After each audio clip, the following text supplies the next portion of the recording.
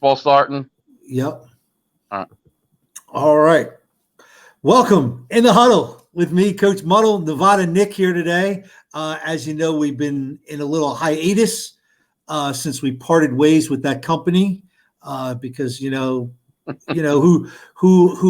during a pandemic starts wanting money when you're screwing things up. But anyway, as you can see, the stuff got righted. I figured it out. No problems. You can see our names on the TV. So, Coach, you have Coach Mud, not Coach Muddle. If you look at it, mine says Muddle. On mine it says MUDDE. Does it really? How the hell? So he gets mad for his singing. Oh, it's great. So you get mad at them for screwing up. Yeah, but I don't know how to fix that now. With his old man glasses. That looks great. My old man glasses. This is over Facebook, so just let it as Mud. You'll fix it next time. I'll call you Coach Mud tonight. No, I'm fixing it right. No, now you're off. Just let it go, because whenever you do it, you come off. Damn it! I had things going right, and then I was in a hurry. Yeah, you're good. You're good. It's fine. All right. Can't spell unless you have I can't spell unless something's going on. I can't spell nothing these days. Anyway, all right. All right. So yeah, we'll fix that. Right. But still, we got it right. So Nevada Nick, you finally got some action to bet on.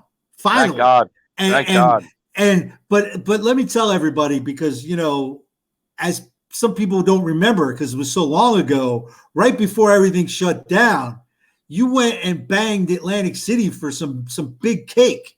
You got a lot of cake from them, and I did. It got cut off, burning a hole in your pocket because you had nothing. You couldn't give it back to them like you normally do. You had nothing to bet on. So you go out and you go lay $80,000 on a new car. Yeah. Because now you riding in style now, So yeah, got the new Beamer now. So but also not gambling, not going out to the bar, doing all those debaucherous things I'm used to. I'm saving a lot of money. So there's more money in my pocket. There really is.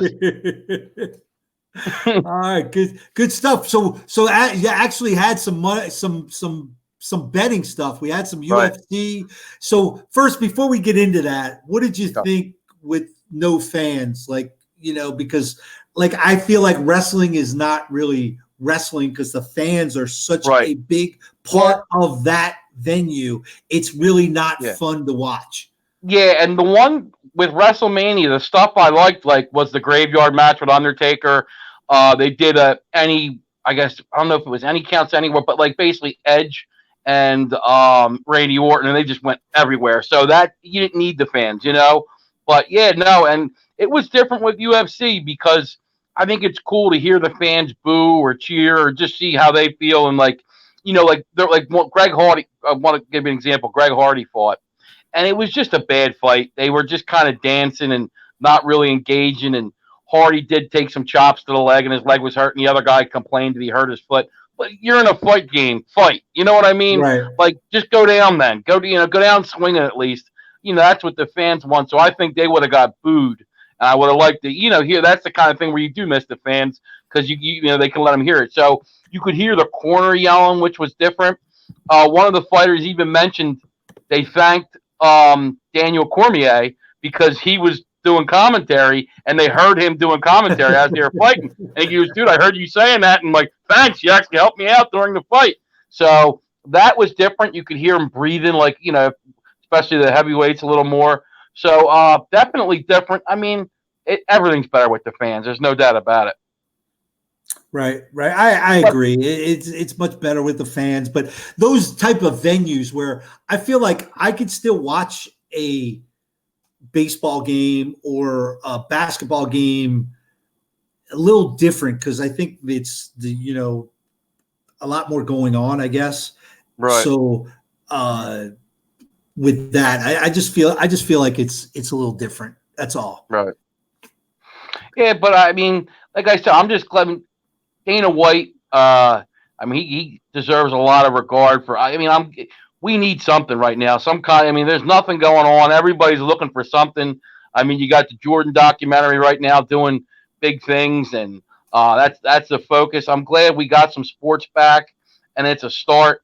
I think UFC. I mean, you had the one guy who did test positive for Corona, but I think they kind of showed you the standard of what's kind of the start for other organizations to follow now to get sports back to the people.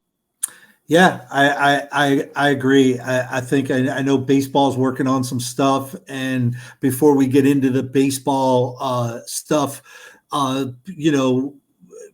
so let's go. How did you do Saturday? Let's talk about it. Let's talk a little bit about your right. first betting action. It feels like forever, right? I mean, right, yeah. Geez, but I mean, have you ever gone this long, except when you were a little kid, gone this long between bets? I mean, it's been. I mean, I'm 38, so it's probably been 30 years. I'm not gonna lie. I mean, well, no. I mean, since you were 8. Well, no, yeah, probably. I used to do like pools as a kid every week for the NFL, where you pick 4 teams to win.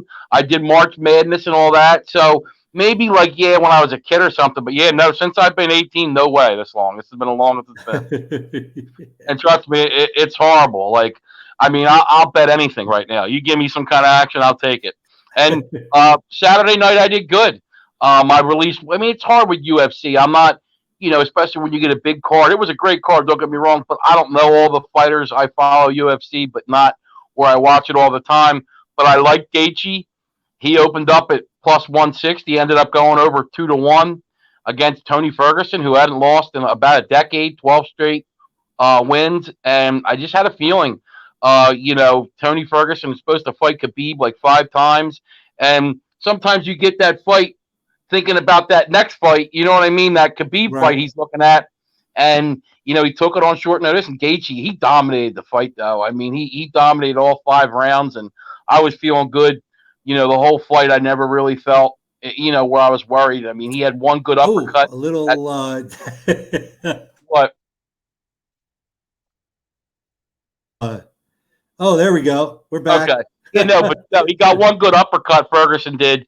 But Gaethje really owned the fight. And then I had Bryce Mitchell with him, and he won another convincing fight. So it was a good night for me.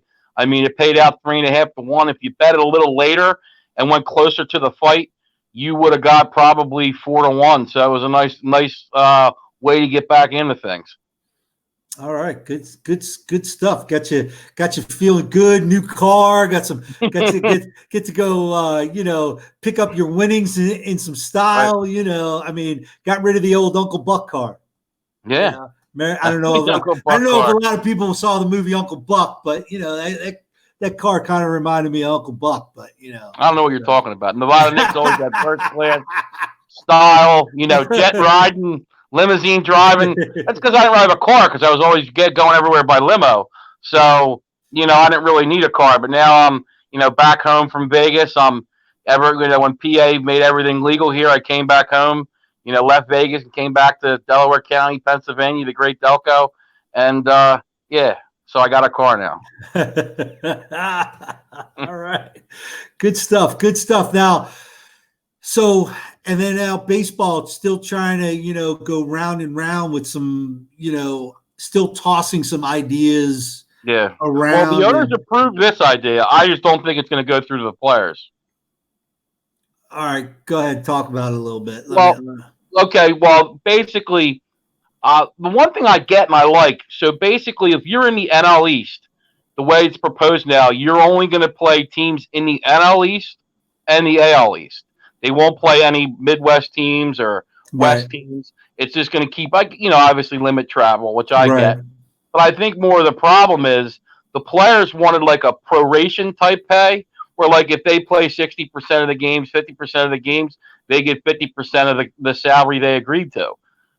Owners want to do profit sharing, because I think owners know without the full season, they're not going to make the money they usually make. Right. You know what I mean? Like, with owners, you got to pay the bills and all the things you have. And then when you get into that second part to the season, and then really if you get into the playoffs, especially too, because that's when the big money starts coming in. But you get in that second part of the season when you start making money, and now they're not going to have that. So I wonder right now if the players are going to agree to that profit sharing thing. I think they're going to want that proration where it's like, hey, I got a contract I agreed to. I want my percentage of the games I play. Now, let me throw this out at you because I thought about that, like what they're saying about. But okay, so if I signed a 5-year contract, I'm in year 3. This would be year 3 of my 5-year deal. Okay, so okay, this year is void. I take your profit sharing, and I still have next year would be year 3, 4, and 5 of the contract. Right.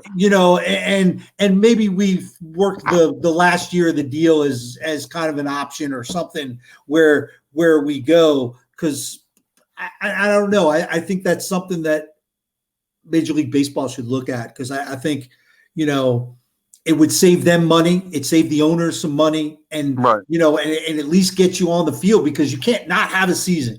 As baseball goes, they're fleeting. They're treading water right now, and they need all the help they can get, and I think they need to be in front of fans as soon as they can, and you better come to it quick, or you're not going to really have something to come to.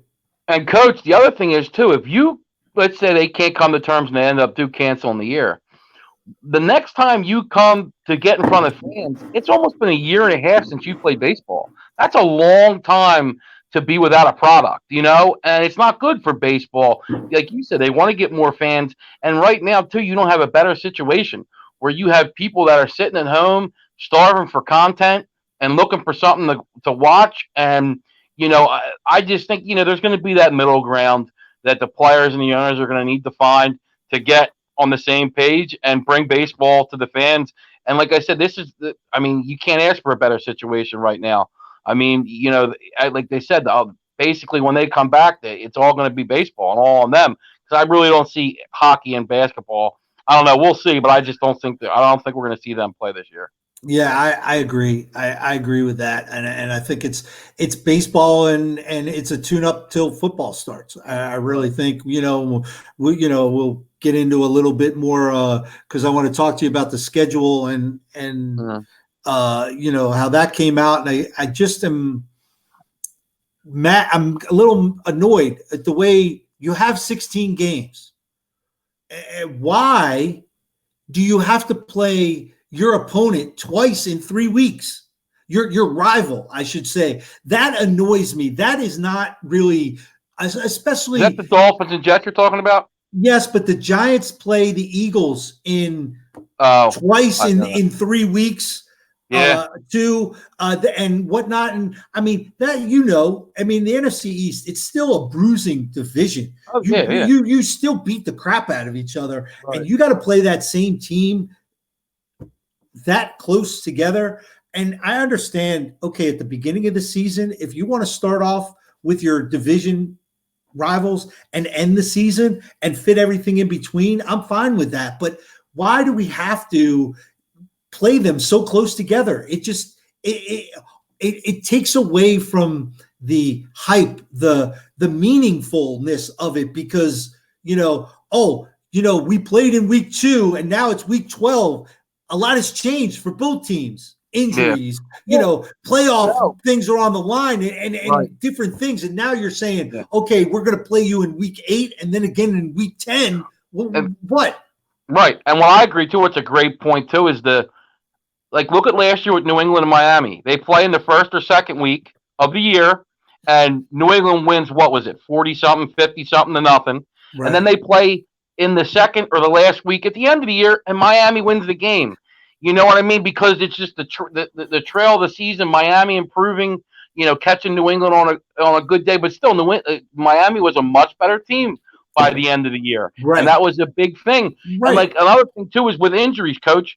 Like let's say that was the Saints last year, and if you're a team who's a division rival and you get it when Drew Brees is hurt, that's not fair. That's why you're supposed to spread it out, because teams are going to deal with injuries. They know that. But when you put a game too close together. If you have a significant injury, that's a big advantage to your division rival because they're going to get 2 games against you where you're not at your full roster, and now if they can jump 2 games on you in a 16-game season, that's hurtful. It really is.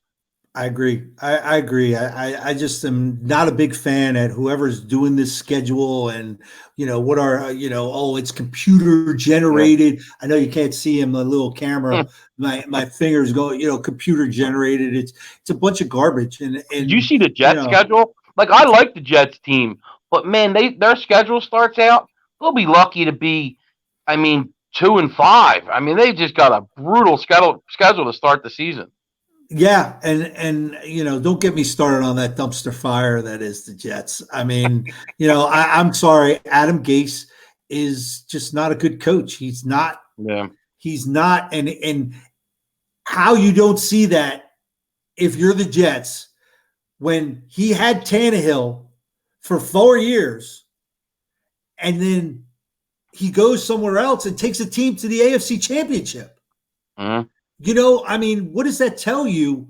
And poor Sam Darnold. I guess the Jets will see him thrive in another team in a couple more years because it's just not fair. Because Sam Darnold, what is he going to do? It's going to go through his 3rd coach.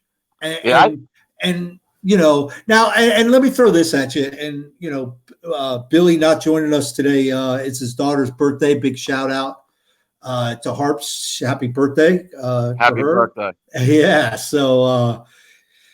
She will, so he'll be joining us later this week. But what did you think of Andy Dalton signing with the Cowboys? That surprised me in a couple of ways.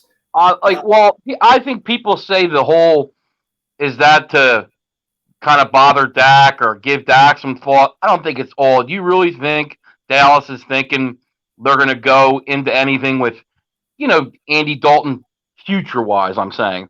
I think it's a good signing. I think people need to look at the Eagles and say it's sometimes the second most important player on your team can be the backup quarterback because if your starting quarterback goes down, then that guy's up. That's the leader of your team. That's your most important position.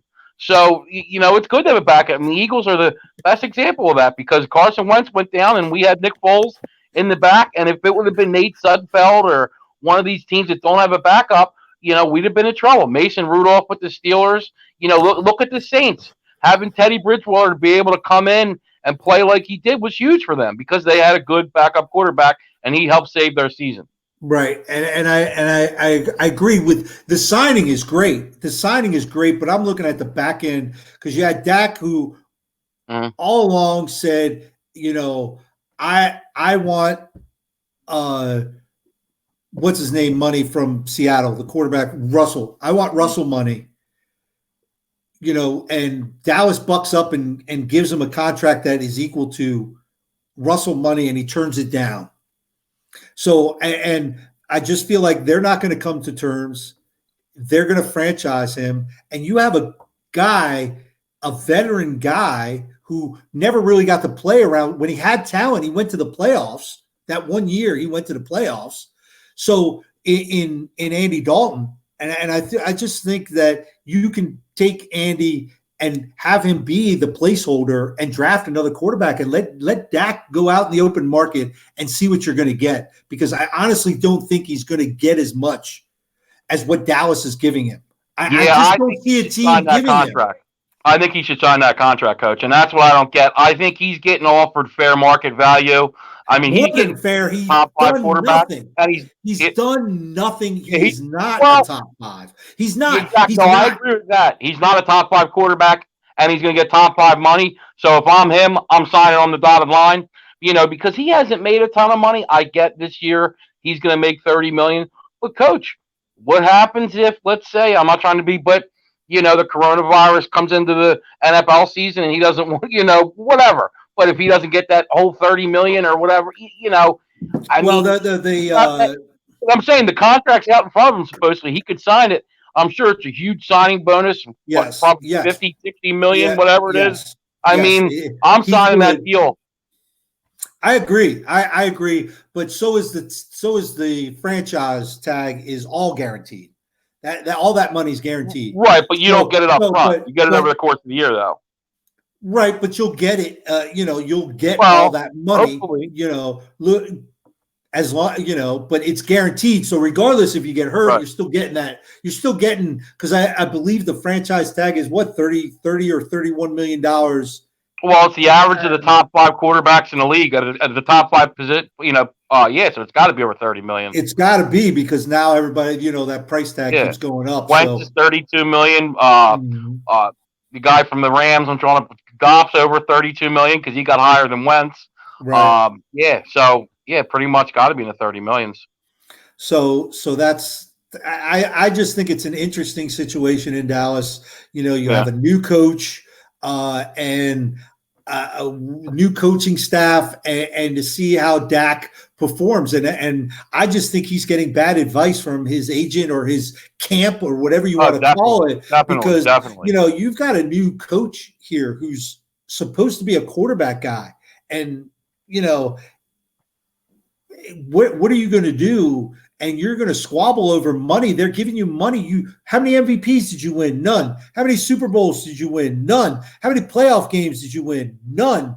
And you're going to get money comparable to a 2-time MVP, Super Bowl MVP. And it's just it's mind-boggling. Well, now, Coach, what happens if this happens too? And this is what I'm surprised he's not thinking. McCarthy's from that West Coast style offense that he runs, which is usually, they say, a tough offense to learn, but he does have good weapons there. But let's say he come out and he doesn't, have a great year, and Dallas struggles again and is 7-9 or 8-8. What happens then? I mean, Dallas going to just, franchise him again maybe? Or, what do they do? Because then you have a problem, because it's like, are you going to pay him the money then again? Now you've had a couple bad years in a row. A lot of disappointment. He might be getting stats, but he's not making playoffs and winning playoff games. And that's when you're a quarterback, is what matters. I agree with that 100%. I think it's, look, you were a 4th round pick. You kind of really, by luck, look, it's a lot of work. You busted your butt. You got to the league, okay?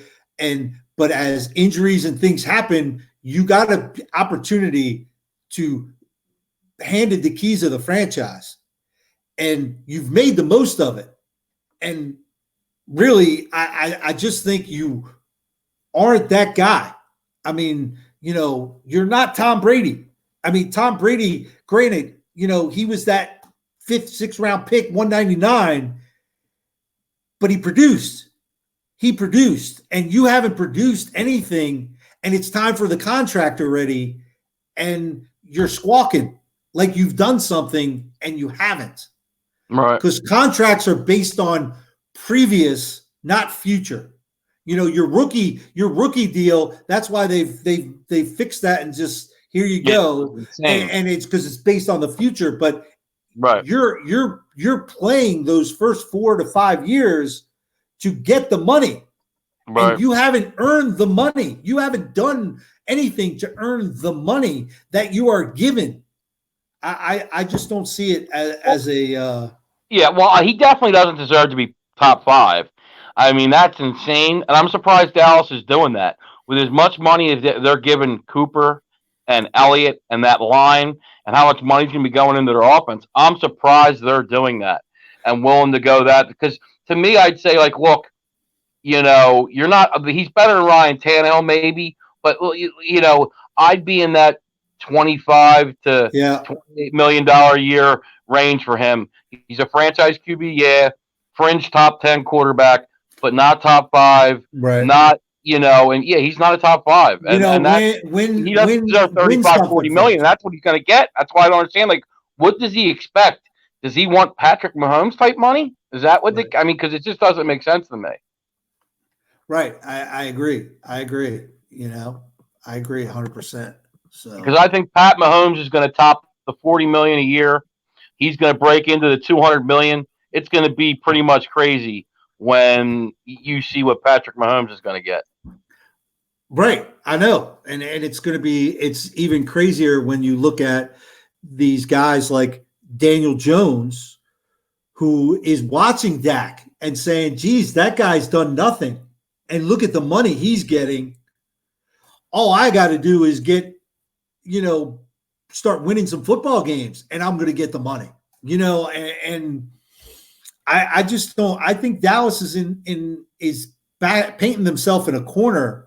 You're paying all these guys money and you've neglected your defense now. Now, where's your defense at? You've let all these guys walk, and you really didn't fill a lot of those holes in the draft. I mean, you filled some of them, but that's what was so surprising with me with CeeDee Lamb.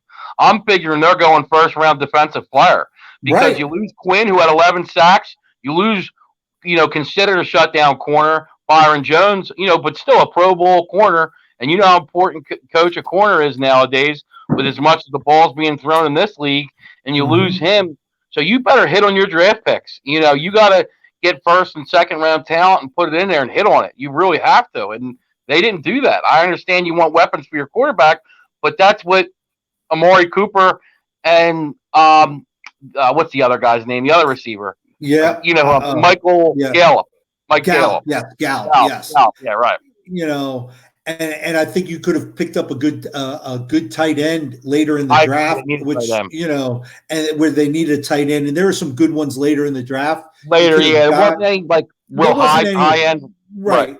And I think there were some late round guys that you could have gotten, but I thought you really needed to fix the defense because most of your guys left defensively. Your back end, your front end, obviously. I mean, you gave up more than half your sack production with the two defensive linemen that left. So where are you going to fix that? So, I think, I don't know. Does Jerry think that now with CeeDee Lamb, you're going to score 60 points a game and you're just going to go into shooting match each week? I just don't think you can do that. And coach, we haven't even talked about losing Travis Frederick either. He's a good perennial Pro Bowl center. Right. They've lost. That's gone now. No, I think they drafted a center. They drafted the kid, and I was so disappointed. Frederick, you know what I mean? Absolutely. That's a big hole. But in all saying, those, the guard, center, right tackle, a lot of those guys. I mean, the Giants, when they went to the Super Bowl in 2007, I think they were all undrafted free agents. That whole offensive line was undrafted free agents. So, I mean, you could get some real gems in the offensive line. And that kid from Wisconsin, I really had him on my board for the Giants in the later part of the draft. And they wound up going, obviously in a different direction, because in the Giants' infinite wisdom, let's go draft a guard and see if we can make him a center instead of just drafting a legitimate center, and me personally, I don't understand that, but that's that with the Giants. I still think they filled some needs, and they are really gonna. I think they are gonna be a 7-9, 8-8, 9-17. Wow. I look. There's a lot of people in Giant Nation 7-9, saying 9-7. All right, look, I see a lot of people in Giant Nation saying, "Oh, the Giants are going to win 10 plus games." I don't think we're at 10. We're not there yet because we still do not have a pass rush. We do not have a pass rusher. We do not have a legitimate pass rusher, and until you can get a legitimate pass rush guy, it's just not. Yeah. Well, the way the league is with passing, you need a legit pass rusher. Well, that's one thing that's exciting for the Eagles. Supposedly, they made an offer for Clowney. And I think the Eagles need a player like that because Brandon Graham's getting up there in age. Can you really count on Derek Barnett yet? I mean, he's had some, little spurts here and there where he looked good. But, like I said, Graham's going to be 32 or 33. We need a pass rusher. So I'd love to see Clowney come to the Eagles. I think that'd be a great signing. And look, I don't care what team. It's a lot of money to pay for 3 sacks. because that's what he had last year. Yeah, there's a lot of pressures, no, but you're right. He was hurt though, too, part of the year. But come on, I just don't think he's creates havoc though. He does, Coach. $17 million. No, I don't think it's going to be that much. I think it'll be for like a 1-year deal type thing or 2-year deal. Yeah, but he's still looking for 15 to 17 million for 1-year deal. I mean, I just don't. I agree. I just don't. I think that's a lot of money for a guy with his injury history. Yeah. And when he has it, when he was productive, when he had a guy on the other side of him, like J.J. Watt. Because he is a Robin. He is not Batman. Okay, he's a Robin to Batman. And I'm sorry, he thinks he wants Batman money, but you're not Batman, and you haven't produced like Batman. Sorry, that's the way I look at it. And we'll see. Marcus Golden's still out there. I'm waiting to see. I thought he'd re-sign with the Giants because he could. Get a nice little pay bump. When you can get 10 sacks in this league, and I'm surprised, and that young too, Coach, that's very surprising. And the problem is part of the stats is, they said like 7 of those sacks were in mop-up duty, to the end of. But you know what? I watched them against New England where he had a strip sack in the beginning of the game, and he's the one who took out the receiver because the receiver broke his leg when he scored the touchdown, picked up the fumble, sent New England into their receiver frenzy because they didn't have anybody else. Was it? I can't even think of it. Oh, the guy that came back from the rehab. What's his name? He was suspended and then they brought him back. Shucks. Can't think of it. Not Josh Gordon. Yeah. Wasn't it Gordon? Oh, okay. Yeah. Right. I think that's who it was. I could be wrong. But I remember that's a legitimate sack because I remember Tom Brady hadn't had a strip sack in like 7 years. He hadn't had one in 7 years. So Speaking of legitimate sacks, what would you call Michael Strahan's sack on Brett Favre to win that sack record that year? Look, it goes in the book. He fell down. Look, he fell down. You touch the guy. You just like if a receiver catches the ball goes down. Whoever touches him gets. Does he deserve the record though? Yeah, because it just happened to be. Because Mark Gastineau has it. If not from the Jets, that's what that's all about. No, it's real. It's not. It's not. And just think because the record would be more because they didn't start tracking sacks till like the 80s anyway. They didn't really. It wasn't really. What was the guy they said from the Vikings? He would have broke Deacon Jones. Yeah, he probably would have had anywhere from the Rams. Maybe it was. Yes. Yeah, Deacon Jones would have been the record holder. So I don't know who would have. But still, I still think and dude, I loved Mark Gastineau, man. It was the New York Sack Exchange with Joe Klecko, and I love that the whole because he was the original, started the sack dance and the whole thing. But my thing is look, you get credit for what you do, and it's not your fault. It's I can't blame Brett Favre fell down. I'm not was it a mop-up sack? Sure. I'm sure a lot of guys had mop-up sacks, but it still goes in the record book as a sack. So it just happened to be, what? If that sack was number 18 or 19, we wouldn't be talking about it. You know what I'm saying? You know what I'm saying? I'm sure if we went back. Well, maybe if he still wins the record by half, but yeah, the fact that it was the last one, the one in the last game that did it over. I know, and Warren Sapp still whines and cries about it. We know Warren Sapp still can't get over it. You got a Super Bowl ring. You said you say you can get it. You got it before Strahan got it. So shut your mouth. Move on with your day. Okay, go play with the hookers at Super Bowl again or something. I don't know. Stop whining about the stupid sack record. Okay, I'm just putting it out there. So now, who do we got tomorrow, Coach? Tomorrow we got Tanner Elliott from the Downtown Sports Network. He covers the Miami Dolphins for them. So nice. We're going to be really excited, be able to talk about, the Dolphins and their big draft. The tank for Tua worked out for them. They got Tua.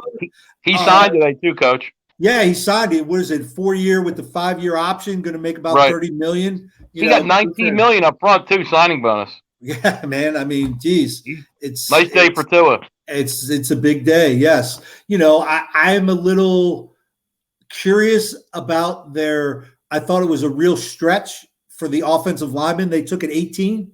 Mm-hmm. Because I agree. That kid from USC. Yeah, that kid was. I had him more of his project kid around, late 3rd, early 4th round, not a first round pick. And, there was some other talent there that you could have went with.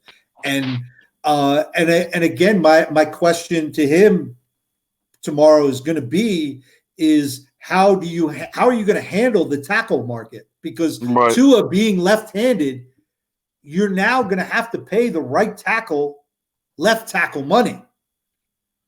Because you've changed the market, and what left tackle is going to not take left tackle money? You can't pay both of them. No, right. Well, they'll figure it out. You're going to have a revolving door at one way or the other. Tackles make money, though, Coach. Look at the Eagles. They've always paid their tackles from when they had Trey Thomas and John Runyon to when they had Jason Peters and Lane Johnson. Right, but it's totally different when you're the left tackle versus the right tackle. No, you're right. But now you're giving the right tackle. You're disrupting the market, and that's part of the reason you don't see left-handed quarterbacks in the league anymore. Because of the money. And because there hasn't been many that can play football. Because trust me, if you can play, they don't care if you're left-handed, right-handed, ambidextrous, whatever. If you can play the game, you can play the game. So, I don't think they care. Like, look at Michael Vick, prime example, #1 pick. But, you just haven't seen many lefties. And actually, the last lefty to throw a touchdown was a defensive player for the Tennessee Titans, Kevin Byard. So that's the last. So it wasn't even a quarterback. So it's been a while. See, Nick knows all, Coach. Yes, you're just a walking sports encyclopedia. Yeah, I got it.